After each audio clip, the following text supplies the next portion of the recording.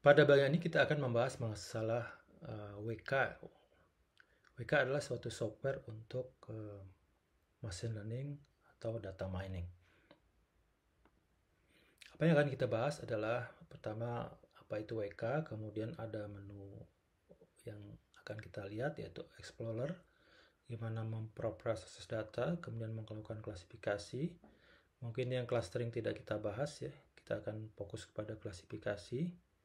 Kemudian kita akan melihat bagaimana step-step yang dilakukan dalam proses klasifikasi. WK ini adalah singkatan dari Waikato Environment for Knowledge Analysis. Jadi merupakan suatu tools untuk data mining atau machine learning yang dikembangkan oleh Departemen Computer Science dari University of Waikato di Selandia Baru. WK ini sendiri lambangnya adalah lambang burung asli dari New Zealand atau Selandia Baru. Nah, yang pertama di sini Anda harus menginstal WK untuk bisa mengikuti bagian ini pada situs ini www.cswaikato.az.newzealand machine learning WK index HTML. Di mana WK ini juga mendukung platform Windows, Mac OS, kemudian Linux juga boleh. Ada beberapa fitur utama yaitu ada 49 data processing tool, kemudian ada algoritma sekitar 70-an, kemudian ada 8 algoritma untuk clustering, ada 3 algoritma untuk association rule, kemudian ada 15 evaluator atribut, dan algoritma searching untuk mencari fitur yang terbaik. Jika Anda masuk ke dalam WK, jalankan akan ada menu seperti ini. Kemudian ada beberapa tombol di mana Explorer ini adalah untuk mengeksplor data. Kemudian The Experimenter ini untuk lingkungan pekerjaan untuk melakukan percobaan. Kemudian Knowledge Flow adalah proses model ya, membangun proses model terutama menggunakan GUI. Nah, kita akan lihat menu Explorer. Jadi di sini adalah menu untuk pre-processing data. Data yang bisa dibaca oleh WK ada beberapa model yaitu file ARFF, kemudian ada file CSV, kemudian file C45 dan binary. Kita akan fokus kepada file yang ARFF ya. Kemudian data bisa digunakan bersumber pada suatu URL tertentu atau dari sumber database ya.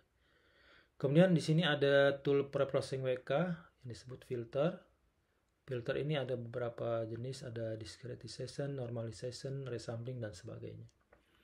Nah, untuk melihat bagaimana data WK itu akan diproses, kita harus membuat sebuah file teks ya, yang memiliki nama akhiran ataupun nama filenya .arff ya. Formatnya seperti ini, jadi ada nama relationnya. Nama relation ini adalah nama kira-kira percobaan yang akan kita lakukan tentang apa. Ini adalah kata kuncinya relation, kemudian nama ini sembarang saja, terserah nama proyek kita apa. Kemudian di sini kelompok berikutnya adalah menjelaskan atribut ya, atau kolom-kolom di dalam data Anda.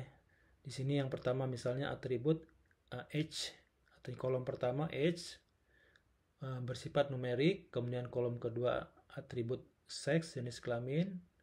Ini isinya adalah hanya 2, kemungkinan female dan male, dibuat tanda kurung seperti ini. Kemudian ada di sini atribut chest pain type ya. Ada isinya ini, ada atribut ini ada 1 2 3 4 pilihan ya. Kemudian ada atribut kolesterol, ini numerik. Atribut exercise induced angina, ini adalah no atau yes saja. Kemudian yang terakhir ini atribut kelasnya ya, atau target kelasnya, yaitu present atau not present. Kebetulan inilah masalah klasifikasi binary ya, tentang kalau misalnya ini tentang penyakit tertentu ya. Kemudian setelah menyatakan atribut, kita buat suatu tanda di atas ini, add data, berarti menjelaskan mulai isi datanya, yaitu urutan dari atribut-atribut ini. Jadi yang 63 ini adalah age, kemudian male ini adalah kolom sex ya. Kemudian type angina ini adalah chest pain type. Kemudian 233 ini adalah angka kolesterol. kemudian ini adalah exercise induced angina, ini no, kemudian atribut kelasnya adalah not present. Ini kasus pertama. Kemudian kasus kedua dan seterusnya, ini umur 67 dan seterusnya sampai kelasnya present ya, sampai selesai datanya di baris terakhir seperti itu. Ini adalah file .arff ya. Kita buat seperti ini filenya untuk bisa diproses di WK. Ini penjelasan yang tadi ya, saya tidak jelaskan lagi. Nah, kemudian untuk mulai membaca filenya, kita bisa klik preprocess ya, seperti ini. Kemudian diklik open file. Kemudian dicari nama file tadi apa, .arf tadi akan dimuat seperti ini. Akan ada, ini kebetulan nama filenya bukan file yang ini ya, ini file tentang, kalau salah ini adalah iris filenya, iris.arff yang dibuka ya. Anda bisa cari file iris.arff. Nah, ini ada kolomnya, kolom pertama ini, kolom kedua ini, kolom ketiga, 4, dan terakhir ini adalah kolom kelasnya. Ini kebetulan adalah data tentang mengklasifikasi jenis bunga ya di sini. Jadi ini nama kelasnya ya, ada kolom kelasnya. Ini sebaran datanya di bawah, bisa kelihatan ya. Nah, di sini contoh kelas ini ada 3 kelas ya. Di sini ada Iris setosa, Iris versicolor, dan Iris virginica. Ini nama kelas dari file iris.arff.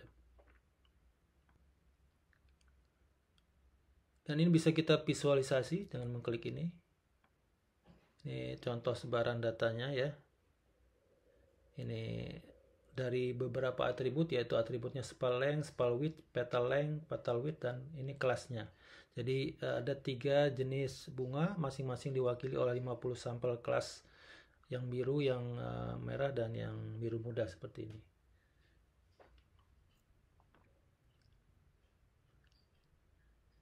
Ini kita skip saja. Nah, di sini kalau ingin memprocessing, ini bisa diklik choose ini untuk memfilter data, tapi kita akan skip yang bagian ini ya. Berikutnya kita akan melihat bagaimana kita melakukan klasifikasi. Di sini ada menu ya, classifier. Cara membangun classifier seperti apa. Nah, di sini classifier WK ini adalah model untuk memprediksi nilai nominal atau nilai kuantitatif ya, kuantitas. Jadi klasifikasinya bisa menghasilkan kategori atau suatu nilai yang kontinu. Di dalam contoh ini akan diimplementasikan beberapa algoritma, diantaranya adalah decision tree ya, kemudian ada instance based classifier, ada vector machine, dan sebagainya. Ini adalah nama-nama algoritma. Sebagai contoh, ini ada dataset ya. Jadi ada datasetnya, ada umur, ada income, student, ada credit rating. Ini by komputer, ini adalah nama kelasnya. Apakah kalau data orang ini akan membeli komputer atau tidak. Di sini akan dibangun sebuah decision tree ya, pohonnya seperti apa.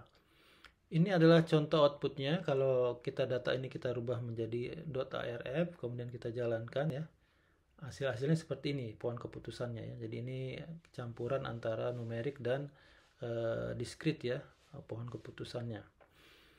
Nah, prosedurnya bagaimana? Di sini kita akan pertama kita buka tab classify, kemudian kita pilih ini choose ya, memilih menu algoritma. Kemudian kita pilih di sini menu tree ya, kemudian ada J48. Nah, di kelas sudah kita bahas yaitu menu listen tree ID3, tapi kita akan pakai yang lebih canggih yaitu J48. Ya. Kemudian kita akan memilih jenis optionnya untuk ujinya, pengujiannya seperti apa. Ada beberapa model uji. Di sini ada cross validation, fault 10, artinya datanya dibagi 10 bagian, 9 bagian untuk training, 1 bagian untuk testing ya, diputar ya. 9 bagian training, 1 bagian testing, pindah lagi 9 bagian training, 1 bagian testing. Ini adalah cross validation ya. Kemudian ini kalau ingin merubah variabel atribut dalam learning decision tree-nya, ada yang bisa dirubah di sini. Sementara sini bisa diklik saja, tidak akan kita rubah ya. Nah, kemudian kalau ingin merubah model learning, bisa kita rubah persentase speed, ini juga bisa ya. Misalnya kita bagi dua datanya, sebagian training, sebagian untuk testing. Di sini 2/3, contohnya 66% untuk training, 33% untuk testing.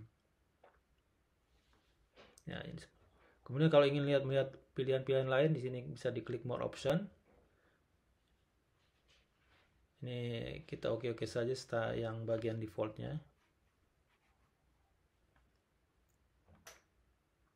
Kemudian baru setelah kita ini pilih semua variabel, kita mulai start. Start ini akan mencoba mentraining dan mengklasifikasi, kemudian mengujinya dengan teknik split ya. Jadi 66% untuk training, 33% untuk testing. Ini diklik startnya. Kemudian akan keluar hasil di sebelah kanan ya. Di sini ada contoh pohonnya di sebelah kanan. Ini kebetulan ditulisnya ke samping ya. Di samping. Bisa dilihat ke bawah isinya apa. Nah, ini contohnya hasilnya. Ini adalah tes akurasi. Contohnya di sini ada presisi, recall, dan app measure ya. Ini app measure adalah gabungan dari precision dan recall. Untuk masing-masing jenis bunga ya di sini ya. Kemudian di sini ada confusion metric, ini belum dibahas bagaimana menggunakannya. Nah, nilai-nilai ini precision, recall, dan app measure itu diturunkan dari confusion metric. Confusion metric adalah hasil perbandingan antara klasifikasi algoritma dengan kenyataannya. Sebagai contoh, ini diklasifikasikan sebagai A, yaitu bunga iris extosa, dan B, bunga iris versicolor, dan C, iris virginica ya. Ini yang kolom adalah dugaan dari algoritma, kenyataannya adalah yang baris ya. Jadi yang diagonal ini adalah klasifikasi yang benar ya, yang error yang ini. Jadi sebagai contoh, ini error diduga sebagai B, yaitu iris versicolor, kenyataannya adalah C, yaitu iris virginica. Ini adalah errornya ya. Nah, berdasarkan ini nanti di generate hitungan-hitungan ini ya, ada precision, recall, dan app measure.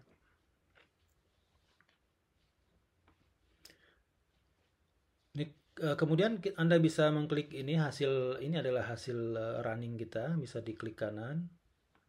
Maka ada pilihan, di sini ada pilihan visualize tree ya. Visualize tree, Anda bisa melihat bentuk tree-nya seperti ini hasilnya ya. Ini adalah pohon keputusan untuk membedakan jenis-jenis bunga iris tersebut ya.